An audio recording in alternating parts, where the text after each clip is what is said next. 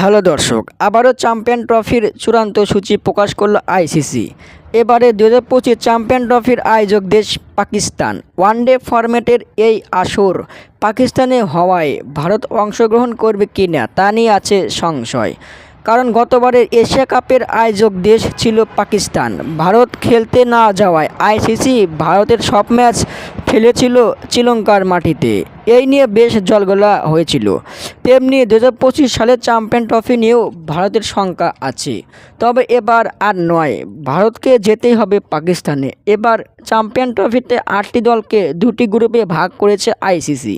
একই গ্রুপে ফেলেছে বাংলাদেশ, ভারত, পাকিস্তান ও নিউজিল্যান্ডকে।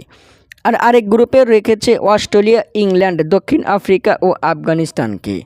দর্শক, 19শে ফেব্রুয়ারি থেকে শুরু হবে চ্যাম্পিয়ন ট্রফির জমজমাট লড়াই। 20 ফেব্রুয়ারি ভারতের বিপক্ষ দিয়ে শুরু হবে টাইগারদের চ্যাম্পিয়ন ট্রফির লড়াই। এরপর 24শে ফেব্রুয়ারি পাকিস্তানের বিপক্ষে লড়বে বাংলাদেশ এবং শেষ ম্যাচ 27শে ফেব্রুয়ারি নিউজিল্যান্ডের বিপক্ষে দিয়ে শেষ হবে চ্যাম্পিয়ন ট্রফির প্রথম রাউন্ডের লড়াই। দর্শক, দুই গ্রুপ থেকে শীর্ষ 2 দল যাবে সেমিফাইনালে।